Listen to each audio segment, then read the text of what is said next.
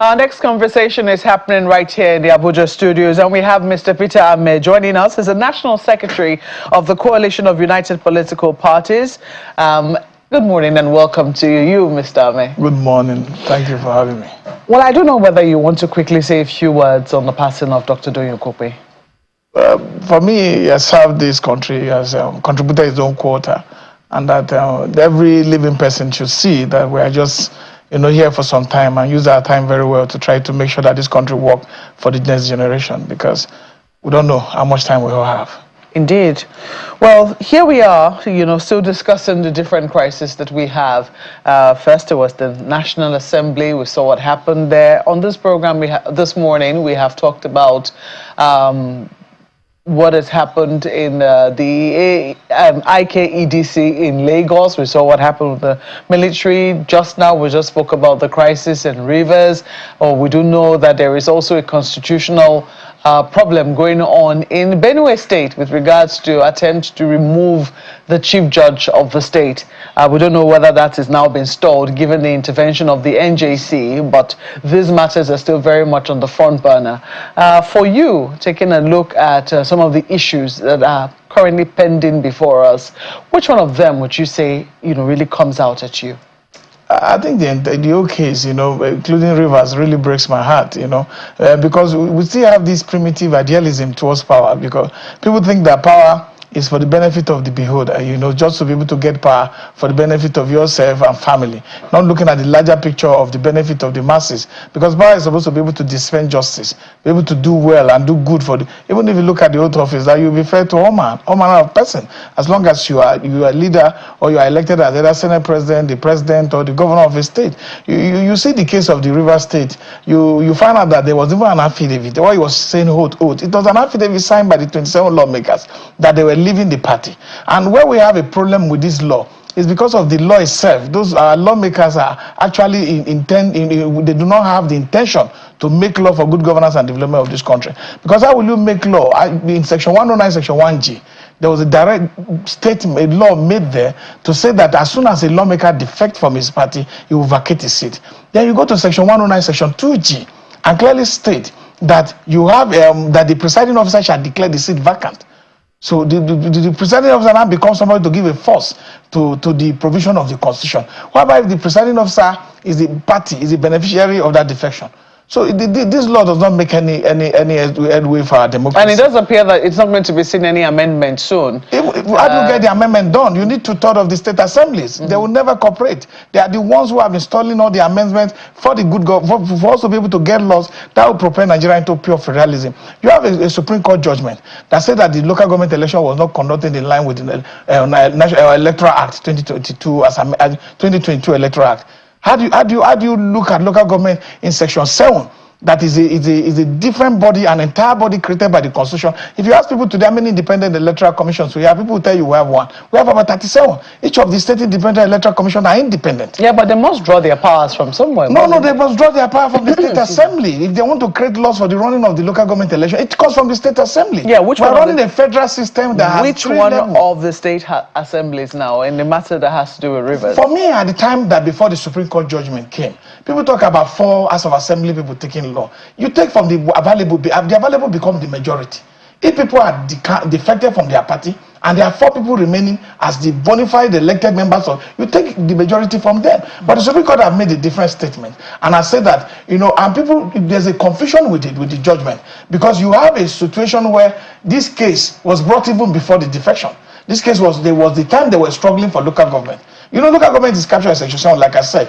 The Attorney General tried to cure the local government problem by trying to look at Section 162 and say that the local state and local government joint account is allowing state governors to mismanage local government resources, and that has been resolved by the Supreme Court. But Section 197 is still a problem, because the local government independent electoral commission will still within the authority of the governor, and the governor set up the committees that run those ones. So you cannot have a state assembly that they say was reinstated and say they have dissolved local. They are now asking that local government election cannot be conducted. This cannot be. Look, there's a work for the executive, there's a work for the legislature. You cannot have the two sides. Your responsibility is to make law for the good governance and development of the state.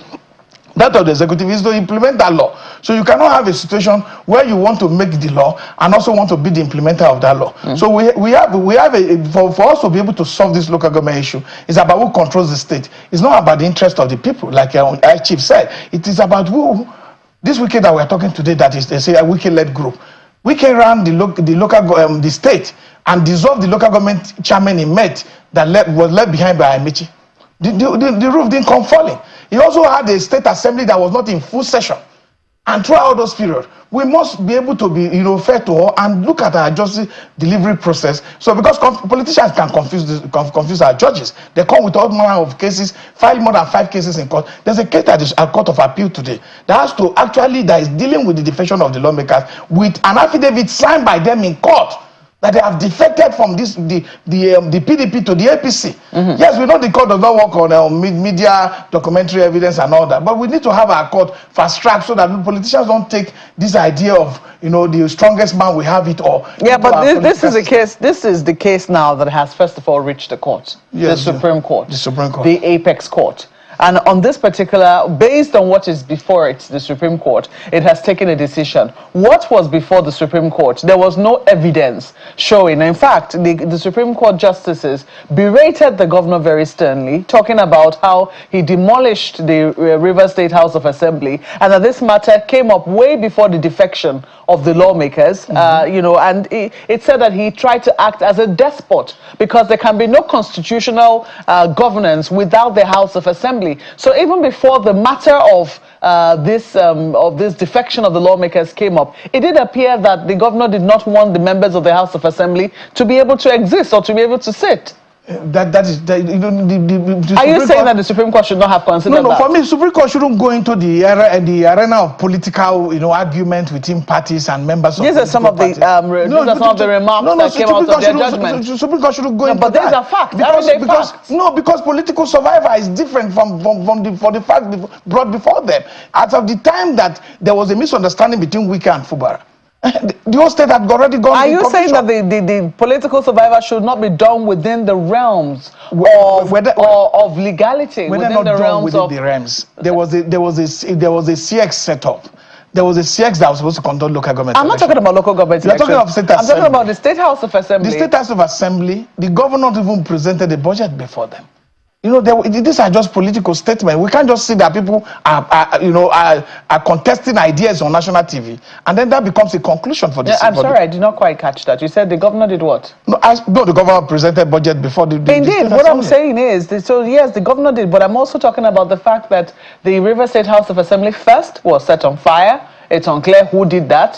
Till tomorrow we do not know who the arsonists are. So why are we blaming the governor? Just a moment, but we know clearly much later that the governor did order the demolition of that particular building. But see, I don't believe that we should go into this. And you just spoke about political survival. So the question I was asking you was, do you think that should have been done? Because that was what was insinuated. No. Should it have been done outside the realms of legality? I think that if you start to read perceptions to views or the actions of government, then none of these state government or even the federal government will stay. It's not the first time that State House of Assembly are demolished in this country. It's not the first time. Should we condone it? No, we shouldn't condone it. But if they say there's a renovation going on, why wouldn't it go on? I don't know the details. I felt that we should look at the laws when it comes to the establishment of local government in Nigeria. Where is the law? Section 7. That's where they derive their power from. When it comes to the joint and local government account, which the Attorney General had done his best to be able to review that. But then you look at the local government election itself, that has become a problem.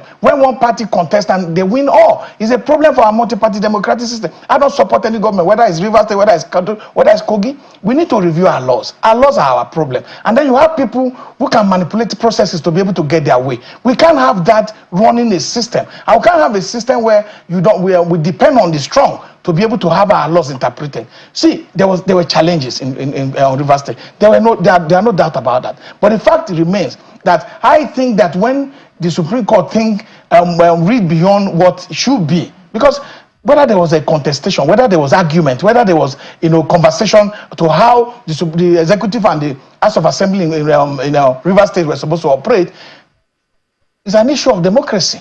But the democratic norms that we must respect is that we must respect the will of the people, and that we must respect our own laws. That because we cannot have children who watch TV and see state House of Assembly members defecting from one party to the other, holding flag and then chanting the name of the party they've defected to, from APC, the PDP to APC, and then file an affidavit in court. The court must have the courage to be able to consolidate all these cases and hear them at once. We are not the first democracy on this planet. So you think that this matter should have been consolidated? Everything should have been consolidated because we are taking them in confusion. You now say, oh, you've taken decision on a case that was there before the lawmakers defected. Yeah, but I'm also there's a case that came after they defected. You know, something happened in the courts. At some point, I think it was the Court of Appeal, the president of the Court of Appeal did set up a committee, is it a judicial panel of some sort, to listen to all the appeals emanating from Rivers, because she also saw that this could be a point of crisis where there were different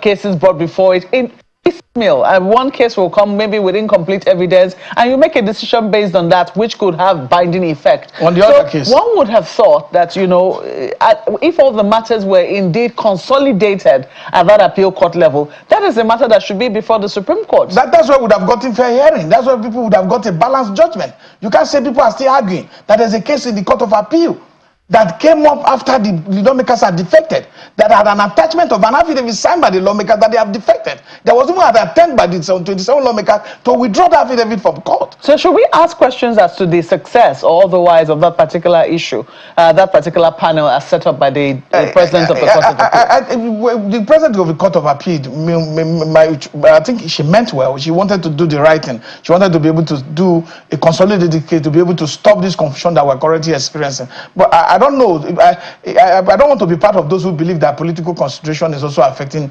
judgment delivery in this country. I don't want to be part of them. But I believe that I still believe and stand on this point, that if you have a situation when there are crises within the state and you find out people are filing federal cases everywhere, this one is filing, that one is filing, the court must be courageous enough to bring all these cases to one table and say, if this case affects this and this don't affect this, why do we have to take judgment and make the other one irrelevant? We need to be able to have this kind of system. And I must commend the president of the Court of Appeal for attempting to do that. But I did not see the result. I didn't see the result because we cannot continue to have a situation where our democracy is threatened by people, whether threatened by those in government, the governors, or threatened by those who were former governors. It doesn't matter. What we need to do is to build a balanced society where this child of the common man will also proceed to power without saying that I brought you. Because what we have today, you know, in the 80s, you could see when Babangida, ordinary people can be successful in this country. You can even apply for a contract and get it in the state or in the federal level. But today, nobody gets anything. It is power-driven. It is within the carcass of those who are in government, and they do not allow the opportunity for growth for people. So we need to establish this fact that democracy must take its course. And for democracy to take its course, and for also have a state that must listen to our people, that will listen to the yearnings of our people and do what they want, is to also have a free and fair electoral processes. Because if we don't have that, it is on this foundation that we can build a stable democracy, build a democracy that can, you know, withstand check and balance. If not, we have people who continue to say, I brought him, you brought me, I brought them. So these are the challenges we have in our democracy. Let us go to Lagos. I know I will have a few questions for you. To ask Maupe, and that's it always makes me uncomfortable, is whether or not the political class is well aware of what is expected of them. So, because I'm just wondering why we all agreed to the rules and regulations of our electioneering and politicking.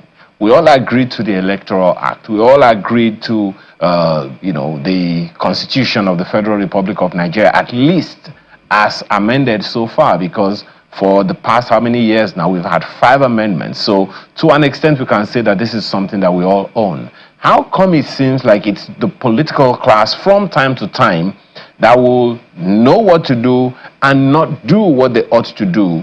Otherwise, why would a case almost as simple as what we have go all the way to the Supreme Court if the political class know the right thing to do? Go Go ahead. I don't see crystal ball. Just the political class itself are taking our people for a ride, and our people too have also come to a point that they have this adjustable belt. That every time things get worse, and they adjust to a bit of the reality of times, and then try to follow up with the pace at which politicians are setting for them. We can't have an agenda setting process for our democracy if we have people in power who don't care about people. Because you are not supposed to be in power so that the people can be, be beholden to you. You are supposed to be responsible for the people. So the political class have hijacked the electoral process, and because they have hijacked the electoral process, they tell you that we will put you there. I know people who are living to rush to, people who have made people put people in power and say no, you can't win an election without them. We need to have an electoral umpire. And like I said, we have about close to about 37 independent electoral commission, because each of the state electoral commissions are independent, and they are section 7 of the constitution. So we need to have this process where state independent electoral commission are not the instrument by state government to be able to win election at all costs and win 100%, something that is not obtainable anywhere in the world. And then we need to have an INEC that is unbundled, that will have less pressure, performing other functions apart from concentrating on. It seems like, Mr. Omeh, it seems like you are making excuse. My sincere apologies, Mr. Omeh. It seems like you are making excuse for for politicians, or for the political class, as it were. Because on the one hand, okay, interestingly, you are also one of them. Because we know sometimes some cases, I'm just wondering, why should this case even go to any court? Even the magistrate court should not engage some certain cases, but they'll go all the way to the Supreme Court, and other cases that are almost of more significance than some of these political cases, they are suspended. The lives and livelihoods of some people are suspended. I'm sure you know that there are cases, property cases and all whatnot, that's been in court for years, 10 years, 20 years in some cases. But the political cases seem to always take the cake because of their time-bound nature and urgency and all of that. So looking at, again, the political class, because the issues in Lagos, the Lagos House of Assembly, the issues in the Rivers House of Assembly, issues in the National Assembly, they're all by politicians. What should people understand about politicians? So that when these cases start, people know, oh, okay, it's politicians. What should people understand about that, first of all? For me, we can blame the politician all we want. We can say anything about them we want. But you can't have a society where we borrow this democracy from. I travel to US all the time, and when we borrow this democracy from, when it comes to right of, how to entrench right, you find out that people's advocacy triumph over, the individual political interest. You can't have a situation where you have a Senate, a National Assembly that does not give fair hearing to its own members, a National Assembly that does not understand the principle of equal before, all senators are equal before the law, and a National Assembly that does not understand all these things, and you blame only them. You find out that these things happen and there's no reaction by the citizens. We can't. When you take a sample, you take the sample from within the society. We must have citizens' advocacy and participation in democracy, not on election day. We must have a process where citizens understand that by keeping democracy alive, it takes an effort from pre, during and post-election period. We can't have a situation where we see things go bad and we continue to say, it will get better even when it continues to get I'm glad that you mentioned. Politicians have their issues. Yeah. But this stealing, this misuse of power that we experience unabated is not just the fault of the politician, it's the fault of the entire society. I'm glad, Mr. Omeh, that you mentioned, my apologies, one second. Because there's a generalization that all politicians are corrupt. That you mentioned, if you can hear me, I'm happy that you mentioned the example of the National Assembly. So the part that you have taken is one, all senators are equal, but among them they select who will lead them and all of that. But then there is also, because you also spoke about the independence of the independent electoral commissions, they're supposed to be independent, and the independence and duties, responsibilities and all of each of these, they all have their rules of engagement. So does the National Assembly. The Senate, for instance, they say they have their rules, and that any senator that does not abide by its rules is going against the goad, so to speak. There's also that argument. It is the reason I'm talking about whether or not we have a political class that is elitist enough, that understands its responsibility to the people who gave them the jobs to govern them. they don't even believe that the people gave them the job, and they're about self, because you can't have a national assembly today where you have, I think the PDP has about 34 senators also, and the Labour has senators there, NNPP has senators there, ADC has, so you can't have SDP has. These are opposition lawmakers, where you find out that one opposition lawmaker was singled out and treated the manner it was done without fair hearing. You can't have a petition from a fellow senator and you say it was dead on arrival. You can't have a situation where you say that a senator cannot, any attempt for a senator, and elected by our people from Kogi State, to even attempt to go to public and say she's a senator will be dealt with. You don't have the authority to take that, because if you look at Omagege's case and you look at the Ndume's case, the court has said that the Senate is always overreaching itself, that you cannot suspend member beyond 14 days. So is the Senate a law unto itself, that you have a rule that supersedes the authority of our court? You have a rule that supersedes pronouncement of court. You have a rule that supersedes the Constitution of the Federal Republic of Nigeria.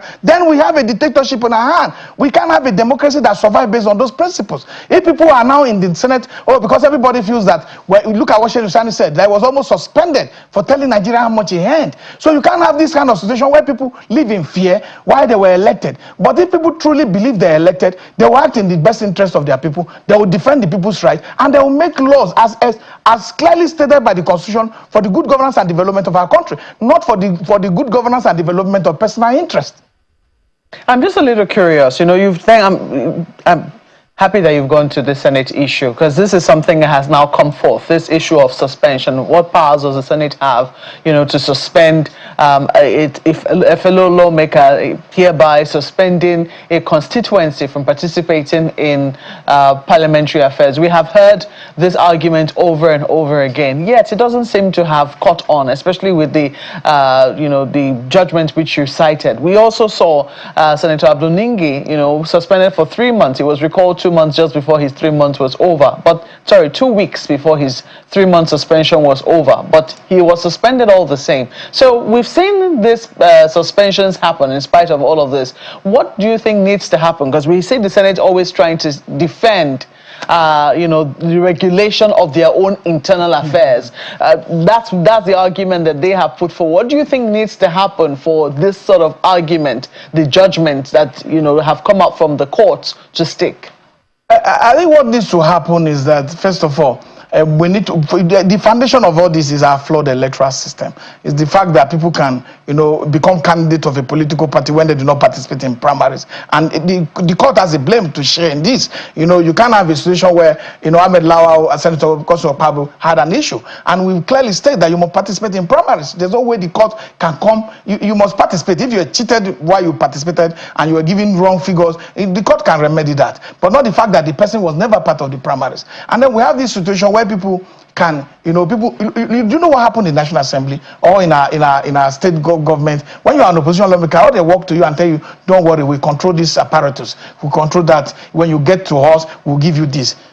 We need to have a system that can defend our constitution, and the people have a role to play. And when we have so it's not the metropolitan communities like you have Abuja, Lagos, and Co. that has a problem. There are still ungoverned spaces in this country that our people can't decide for themselves to go to ballot. That they vote in basket because one man said they have to go this way. So we don't have a democracy. And why you think that America has an electoral college? It's because they felt in the popular vote most times we go maybe on the how they call it, out of euphoria, out of excitement, people could just vote on popular vote. But when you look at enlightened communities like FCT, you put electoral vote in Lagos, you put in Port Harcourt, you find out that this electoral vote will now determine are these people making sense with their majority of vote cast. So these are the challenges you have. We must make sure that first of all we have a democracy that does not create an environment where a man must be a billionaire before he can get to the National Assembly, where the man must borrow money. So if we have that, the people will get to be able to discuss their conscience. As it seems today, people are more afraid as senators than they were afraid as being citizens. Because nobody can challenge the Senate president. You can find out the Senate president is somebody that I know very well. Yeah, but they had words. I mean, the senators had words, and they were allowed to speak after that suspension. Proposal was put forward, and it was seen that the eyes had it. Not only that, even when the plea was made for a lessening of the judgment, or will I say of the the penalty, it would seem that it didn't get a lot of carrying. You've heard me. I say everybody's afraid. The truth. The people want to be in the good books of the Senate President or the good of the leadership of the Senate. If not, why would the Senate President, an accused person, preside over his own matter? Saraki step aside. If you believe in the fairness of justice, he's a lawyer. He finished from law school in 1988. He should be able to step aside and say, look, can this person take charge? This Deputy Senate President, why I will present myself before the panel? Look at Natasha's petition. No, just a moment. The matter was not about sexual harassment. No, it was not about sexual harassment. It was about the rules of the House. Indeed. But when Natasha presented the petition already, there was no way for him to proceed. And you look at the Chairman's Ethics Committee, said that the matter was dead on arrival. Where's that law? Where's that law? Where's the foundation of justice is the principle of fair hearing. If it's not there, there's no justice. Natasha is from Kogi State. What's happening to our district? Our district elected her in spite of all the oppression, all the wars she went through in the state. Look at what happened in Kogi State. There was a governor there. It's not easy for Natasha to have gotten elected by our people. Then you wake up today, you're going to deprive that district the opportunity of being represented by Mr. Ameh, I'm afraid we're totally out of time, but I do know that this matter is certainly not one that will go away easily. We know that the matter is still going to be very much in the media. We have to thank you very much for coming on the program this morning. Mr. Peter Ameh is the National Secretary of the Coalition of United Political Parties.